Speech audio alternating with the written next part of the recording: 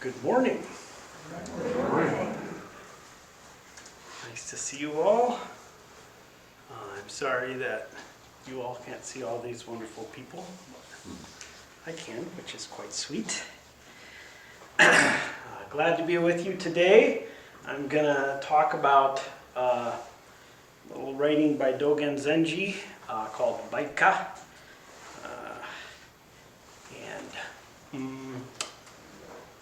As is often the case, for some people there may be things that I say that are almost incomprehensible. We're usually giving Dharma talks to people, some people who've maybe never heard a Dharma talk in their life, and then other people who've been studying and practiced the Dharma intensively for 30 or 40 years. Usually every Sunday we have that arrangement. So some of the things that get said may be like, phew, well, that's cool. Isn't it amazing to have things fly over your head? Wonderful. And then hopefully there'll be something in this talk for everyone. That's my aspiration. But if things are confusing, you can just let that go. So I want to just jump in and read the opening of Baika. Plum blossoms. This begins with Dogen talking about his teacher, who's often called Rujing, but in this case is named after his mountain name, Tiantong. My late master Tiantong was the 30th abbot of Tiantong Jingde Monastery, renowned Mount Taibo, Gingyuan Prefecture, Great Song, China.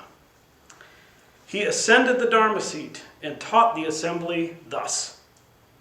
And he begins quoting a poem by Rujing. Tiantong's first phrase of midwinter. Old plum tree bent and gnarled. All at once opens one blossom, two blossoms, 3, 4, 5 blossoms, uncountable blossoms. Not proud of purity, not proud of fragrance, spreading, becoming spring, blowing over grasses and trees, balding the head of a patch-robed monk, whirling, changing into wind, wild rain, falling, snow all over the earth. The old plum tree is boundless. A hard cold rubs the nostrils. Goes on, now in Dogen's words. This old plum tree is boundless. All at once its blossoms open, and of itself the fruit is born. It forms spring, it forms winter. It arouses wind and wild rain. It is the head of a patch-robed monk. It is the eyeball of an ancient Buddha. It becomes grasses and trees. It becomes pure fragrance. Its whirling, miraculous transformation has no limit.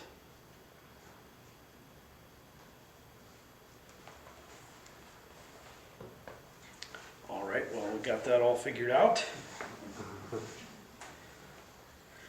So Dogen's talking about an old gnarled plum tree in the winter, which looks pretty dead. And welcome to Sesshin, everybody. You might feel like you come here and it seems like maybe people look like a bunch of old dead trees. You walk into the Zen zone, very serious people. Well, sometimes we take our practice seriously. Sometimes we do. And so if you come here and you feel like, well, this feels unfriendly, I came in on Sunday and no one's talking to me. Well, it's good to take care of our heart when we feel like people are unfriendly, but this is a way of being friendly, is to make space for people to come here and just be dead trees. Just not have to figure anything out or accomplish anything or do anything. Just sit there like a whole stump. I'm practicing my stumpness. The stumpness of this body. And come back next week, and at about 11:15 after the Dharma talk, you'll be like, these are not dead stumps. It'll be tea time, and Sounds a little more like a circus in here.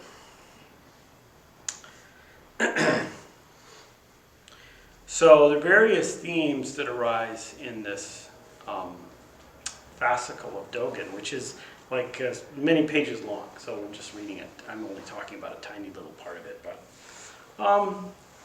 one big theme is that softening our effort makes some way for something beautiful to happen. You know, trees, an old plum tree in winter does not appear to be working really hard at being an old plum tree in winter.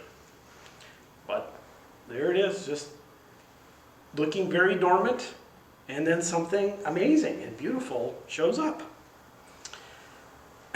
So, I don't know about you, I was taught if you want something amazing and beautiful to show up, you gotta figure things out, make things happen, accomplish things, be a better person. What about just sitting still and letting things be as they are? Then something really beautiful can come out of that. So, also in here, the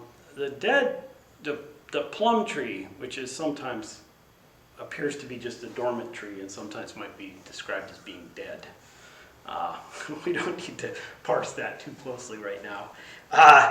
This could be seen to represent various things. So one thing that plum blossom is clearly it's a piece of writing about the transmission of the Dharma. So Rujing gets up and he's like, I'm a dead tree. And look at how awesome it is that there are all these beautiful flowers in here. That I get to practice. I've devoted myself to practice. And then I see all these wonderful people manifesting something beautiful. He's talking to his students. And the Dogen is like, well, you could say Rujing is dead, because he's dead by the time this was written. But it isn't. How dead is he? His teaching is like right here. Right here. Blossoming. In the bodies of people who are practicing. So there's this thing about transmission. For those of you who like Mahayana Buddhism, it seems evident that the old plum tree is something like emptiness and blossoms are like form. Phenomena. And, it's just good to remember that what's the basic idea here is nothing can exist unless it is empty of separate existence. That's the basic idea that underlies Mahayana Buddhism, which is kind of weird, I know. But there it is, possibility. It's that absence of separateness is the only ground on which there's possibility. And Buddhism is about possibility. People tell you, oh, Buddhism is all about the present moment. Buddhism is about the possibility of liberation for everyone from suffering.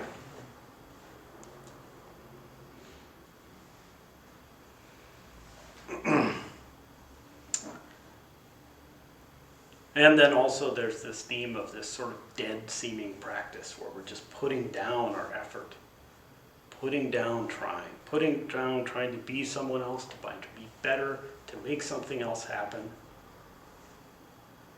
Because that's where something really beautiful happens. And I need to read this because am I the only one who finds it hard to trust that sitting here and practicing meditation is worthwhile? I have my doubts. I'm all people I was like, I just get up before the bell rings and do my laundry. What might be on Twitter right now? Very important. The mind is thinking, there must be something else. So, we just need some encouragement.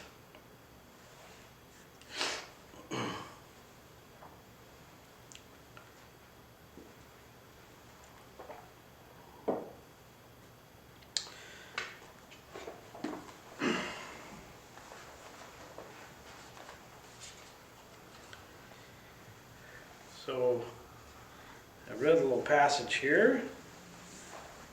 Which one? Ah, yes. This old plum tree is boundless. All at once its blossoms open, and of itself the fruit is born. It forms spring, it forms winter. The old plum tree is boundless. Ah, yeah, boundless. That sounds pretty free, expansive, unlimited. Is that the way it feels when you're sitting zazen? I hope sometimes. It's probably most likely that it's like that when you don't even notice it's like that. But our mind is grabbing onto the things we don't like. It's like, I'm thinking again. Oh, that's bad. There's a pause in there you didn't even notice. It was just sound. Just what's seen in the seen. Just what's felt in the felt.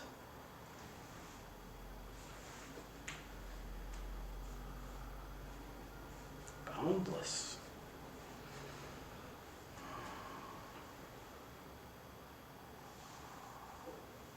The fruit is born of itself. The old plum tree is boundless and the fruit is born of itself. Yeah, in the Genjo Koan, what's Dogen? No, Fukan's the Zenji. Dogen says, you should know that the true vehicle appears of itself, so from the very beginning dullness and distraction are struck aside. The true vehicle appears of itself, everybody, so you can't go making it happen. The Mahayana, the great vehicle for liberation of everyone, is not something you make happen. It's what's happening. So the idea isn't to like pay attention because then you'll be good at meditating. Pay attention because this is realization right now. Buddha isn't somewhere else.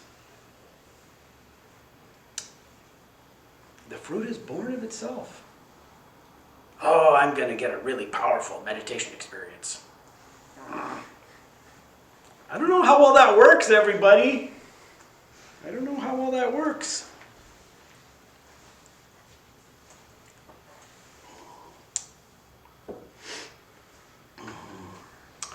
This goes on to say the old plum tree is boundless, the fruit is born of itself.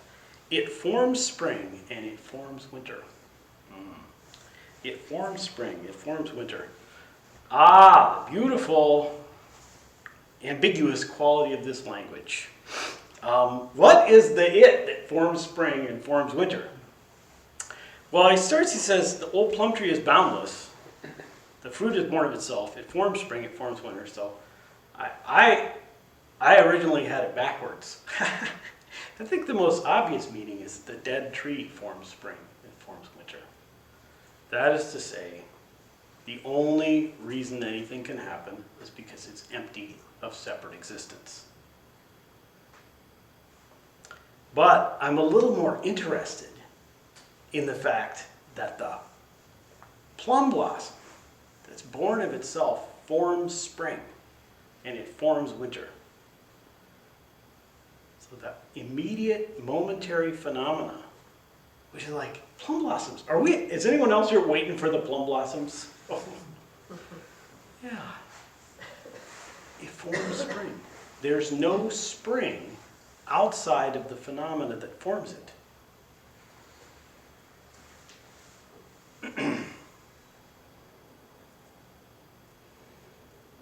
Is there such a thing as a winter or a spring without the characteristics of winter and spring? This seems kind of obvious, but this has some kind of interesting philosophical implications to shift the perspective from thinking that spring is some sort of absolute abstract phenomena to coming back and saying the only way we have spring is through individual, particular phenomena which form it.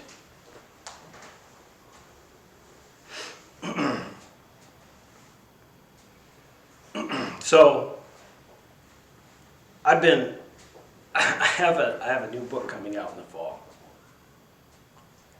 called Vasubandhu's Three Natures. And after I finished it, I realized it had some really cool stuff in it. in the text that it's a commentary on. Vasubandhu's Three Natures treatise has some really cool stuff.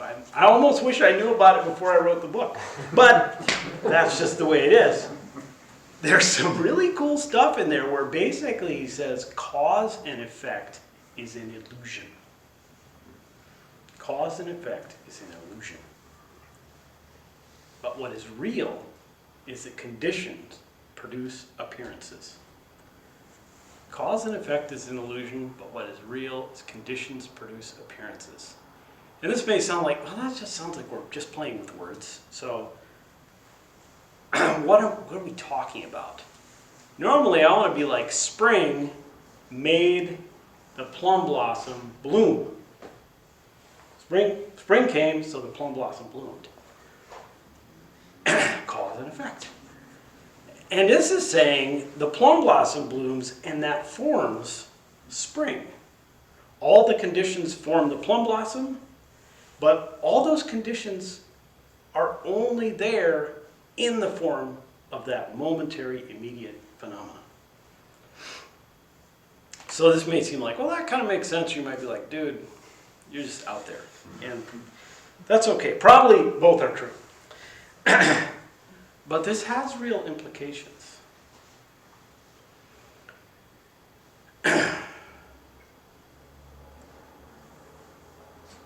So it makes me think of a beloved friend lost somebody, a death. And they went to see Katagiri Roshi and said, why did this have to happen? Katagiri Roshi said, why is already extra. And the closeness of that student and that teacher was so much that that was actually a beneficial thing to do. Because I don't recommend you say that to any of your friends in a similar circumstance. And yet, with the degree of trust between those two people, it enabled the bereaved to see that the most powerful thing they could do was meet the actuality of the phenomena of their grief right now. That plum blossom.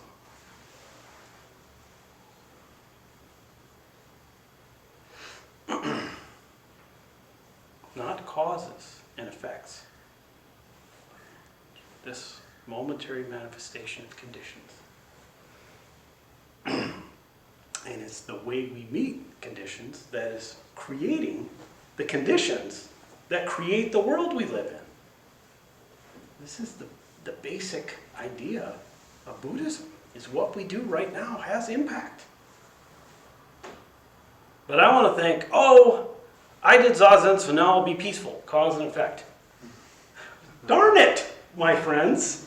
Sometimes I'll do Zazen and I'm like grumpy, or I'm tired, or I'm sad. I was sitting here doing Zazen last night, I was sad. Oh, yeah, so I can be with sad. It's a flower, deserving of attention and care.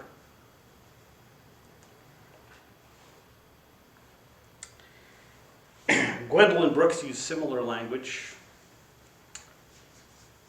She wrote, we are each other's harvest. We are each other's business. We are each other's magnitude and bond. We are each other's harvest. We are each other's business. We are each other's magnitude and bond. We're each other's harvest. Each one of us a little flower emerging from how we're all flowering together. Our magnitude, the boundlessness. But we got to find that boundlessness together. We're bound together in how we help each other find our boundlessness. And in the world right now, a lot of times we're just bound together by how we're binding each other. We can do better.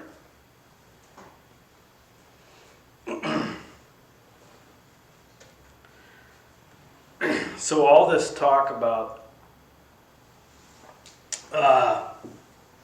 the individual phenomena forms the whole. The spring is formed by the phenomena of the flower. This is just, this is your straight up flower garland avatamsaka Huayan teaching, a whole body teaching that really influences Dogen thought, which is trying to find every possible way of thinking about how things are connected to each other. To get us out of this way of thinking like cause and effect. I do this and that'll make that happen, because that's what I want.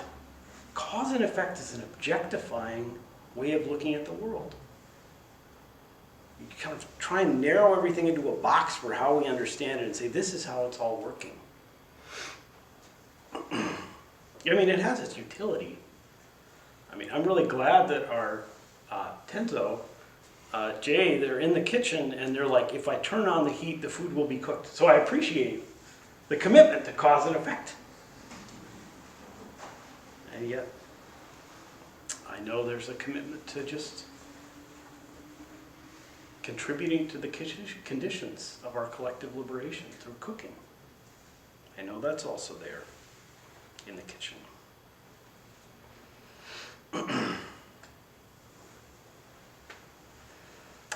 So, one of the main impacts of this idea that phenomena form the whole, individual phenomena form the whole, is the way of practicing we have here that focuses on taking care of very minute things. We come to, I think in a lot, I don't know if you know this, in a lot of other meditation traditions, you don't clean for an hour every day on retreat. Really, I found that out. You're like, you do what? We clean the house. We take care of it. When Taiga Ito came here, representing Soto Shu International, I was like, you know, I hope you feel like the way we're practicing is upholding the tradition. He says, you know, as long as you practice zazen and keep your temple clean, that's good. You know, we have some training in handling things with care, and putting in individual stitches into the garments we sew with our whole attention.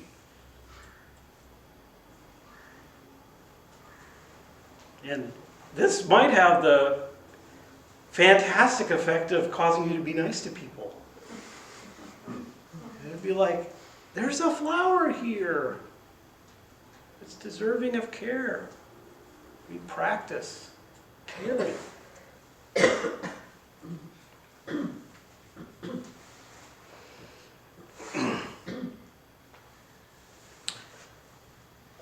And this view that the flower produces the spring gives us insight into our relationship with systems.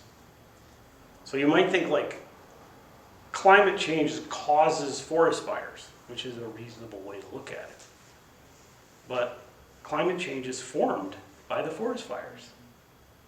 The flower forms the spring. And this is also true for the individual experiential phenomena that we have that form climate change. Cause and effects of, climate change is caused by corporate greed. This teaching says, my moment of complacency about climate change forms climate change.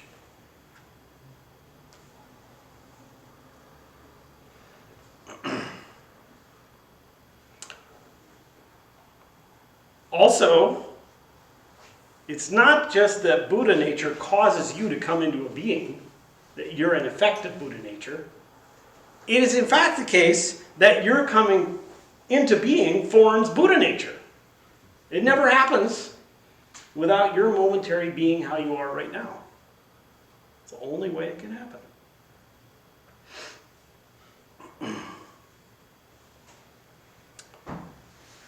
So this teaching is trying to just help us realize, like, this moment is very valuable. You might be like, well, oh yeah, I came to a Buddhist talk before. I have like the Buddhist death calendar that says the present moment is valuable. But do we live? Do we really live seeing the value of our moment-to-moment experience, of our capacity to contribute to collective liberation? I need a lot of reminders. I get very caught up in just habits. I miss what's in my heart. I miss who's in front of me. Or what's in front of me. And I was like, why? It's a flower, everybody. It's a flower.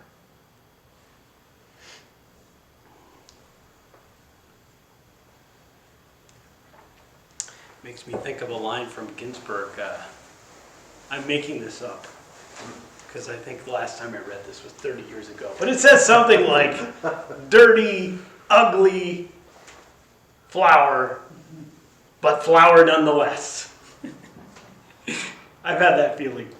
Look in here, geez, look at this breast. Oh, that's a flower.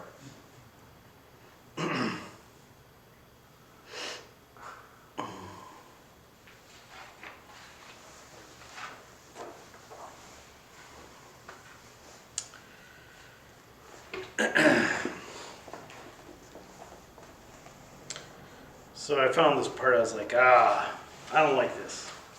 So I want to share it with you. Maybe you won't like it either. But then it turned out I loved it.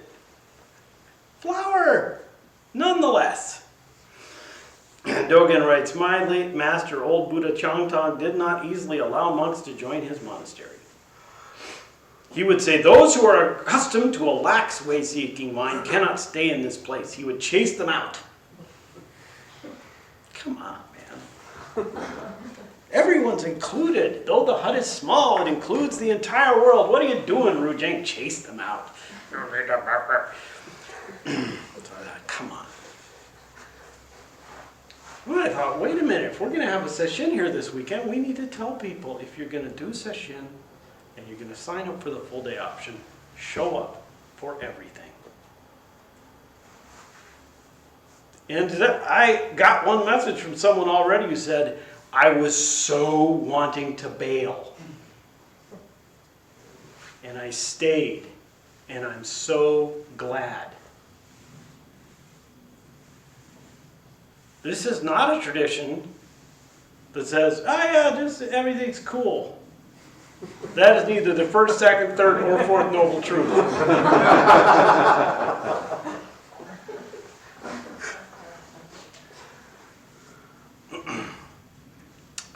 It can take some commitment to practice.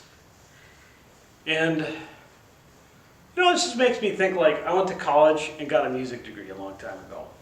And, they would have kicked me out if I didn't do the work. That's how it works. You got to get the good enough grades to stay in the program. And I almost did get kicked.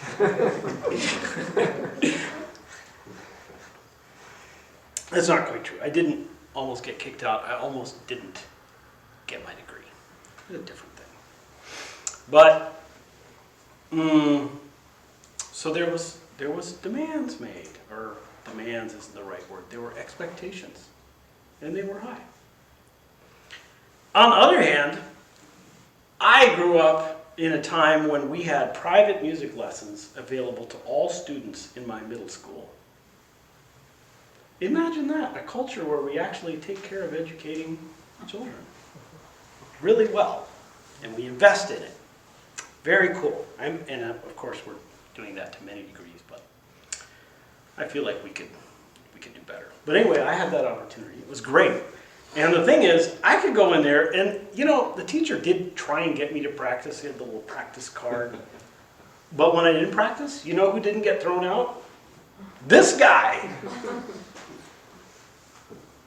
Yeah. That was good too. And I'm really lucky. I got to have a life of making music. I still get to make music. I get to sit in this zendo and listen to the sound of Avalokiteshvara, a beautiful, radiant sound of voices chanting. That's what being a musician is, learning to listen. But anyway, so there's room for there to be saying, yes, if you're going to do this, we are saying either do it or don't. And there's also room for saying, just come on in. And the thing is, we've got this going on in this community. What happens here is very weird. How many places do you know where people can come in who've never been here before and are invited to practice together with everyone here 6 or 7 days a week, year-round, and also trains people till they get a terminal degree. That's a strange thing to do. If you haven't thought about it, it's really weird. Because we have people training here to be priests and receiving Dharma transmission. There's 20 Zen centers all over the United States that have been founded by people who trained here. And yet, there's people in this building who've never been here before. How cool is that? There's room for a lot of different ways to practice. And there are people who aren't here at all because they never come on Sunday. My favorite was the guy who only came on Thursday mornings, and he clearly thought the service was really not nice because he would get up as soon as the chanting started and just bolt for the door. I sat zazen with that guy for like 6 years. I've never spoken to him because he was like, I'm out of here. I love that guy. If I saw him on the street, I would be like, so happy. And we have these people who take care of these altars and these flowers. Flowers from a dead tree. People engaging in this community in all different ways. Making the kinds of commitments that are meaningful to them.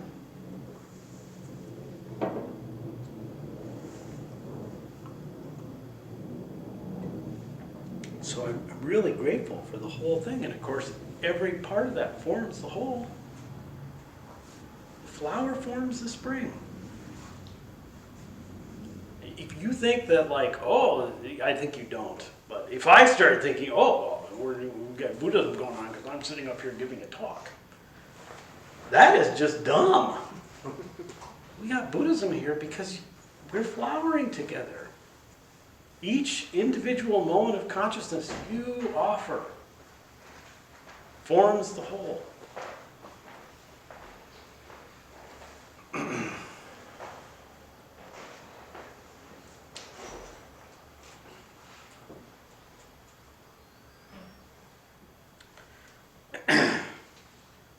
I'm just thinking about we've got our LGBTQ plus Dharma group coming up. And, queerness is cool because it's all different. You really see how different the flowers are. So I go in there and I'm like, well, I'm bisexual, but I've been I've been in a monogamous relationship with my wife, Colleen, for 12 years. And no one ever says, get thee hence, not queer enough, pal. Hasn't happened yet. That's a group of people who are showing that people can be all different and various within what appears to be like one thing. No. People have very different experiences. They all matter.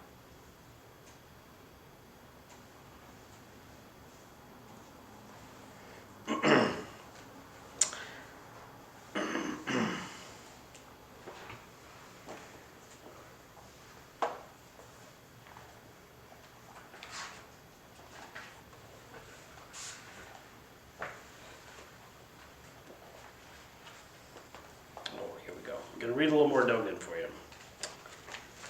Let's see.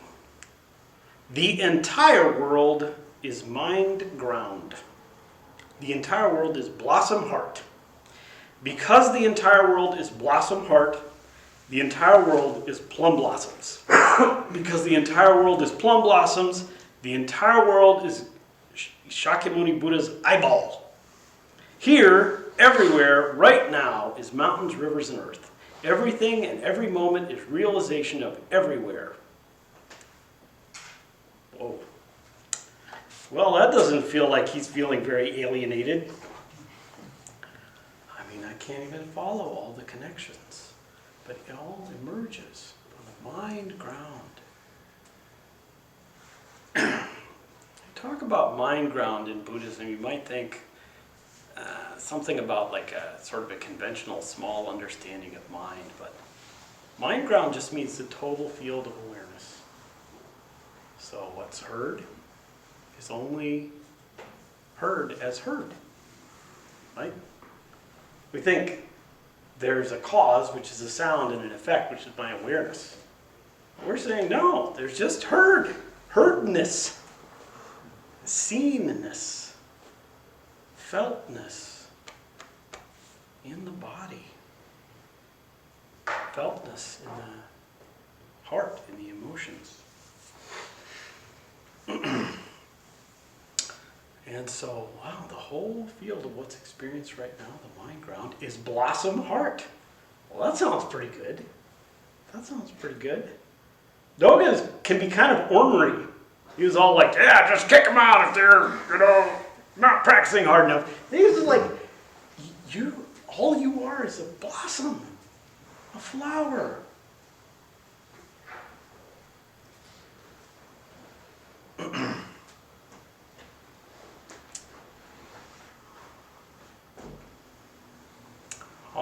Hongzhi once wrote, directly arriving here, you will be able to recognize the mind-ground Dharma field that is the root source of the 10,000 forms germinating with unwithering fertility. These flowers and leaves are the whole world. Just these flowers and leaves. I don't know about you, oftentimes I'm like, these flowers and leaves are kind of boring. Unimportant. Distasteful. Or maybe they're like, I really like them, can I hold on to them? No. Never. I know it's hard. I don't like that I can never hold on to anything. But it's possible to get a little more used to it. And then you can just see, it just keeps generating.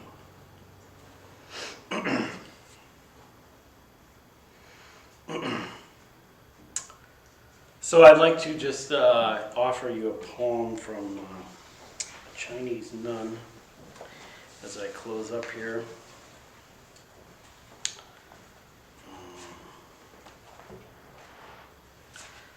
This person is so associated with this poem that their name has become Plum Blossom Nun. Apparently this is like a really widely known poem in China. It's from a long time ago, somewhere between the 7th and the 9th century.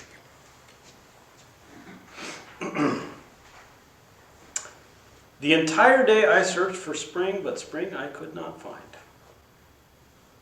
In my straw sandals I tramped among the mountain peak clouds. Home again, smiling, I finger a sprig of fragrant plum blossom. Spring was right here on these branches in all of its glory. I'll just read it again.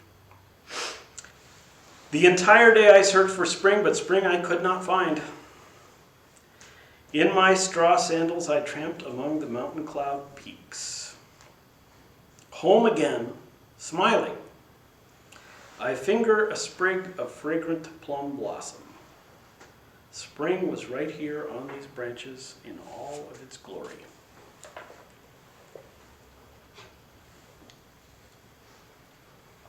So you can go for a walk,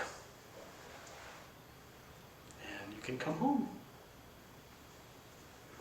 And spring is already here. These flowers and leaves are the entire world.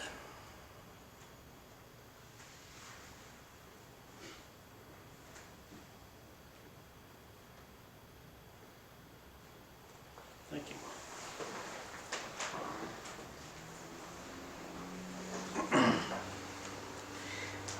Well, I think sometimes during session we don't invite Q&A or remarks, but I think that I will, because that feels like the right thing to do, as best I can judge for me.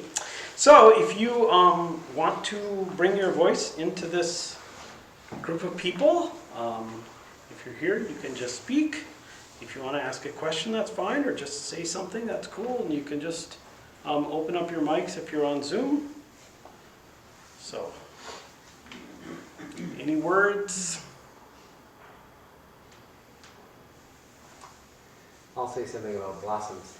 For those that don't know, there's a magnolia tree in the backyard, and there's already some buds that are starting to kind of get fuzzy and large on there. So be sure to check it out if you're not in the habit.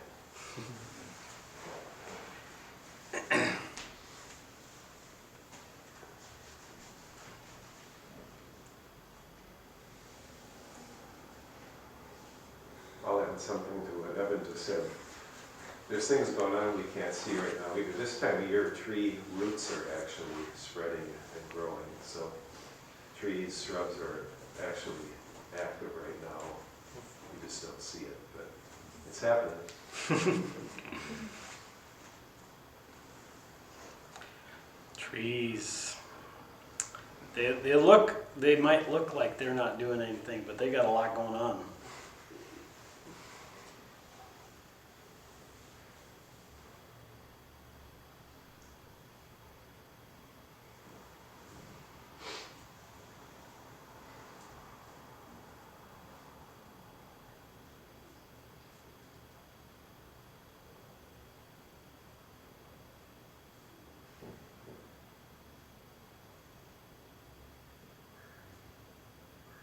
Well, I think there is nothing wrong with not speaking, as evidenced by my choice of a career. So I'm really grateful that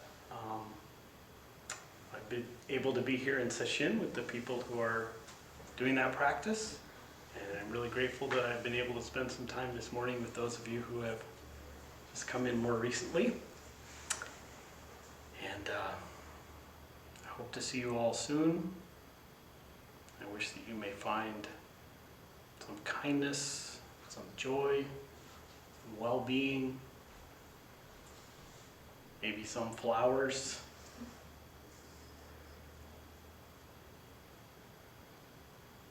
Thank you all.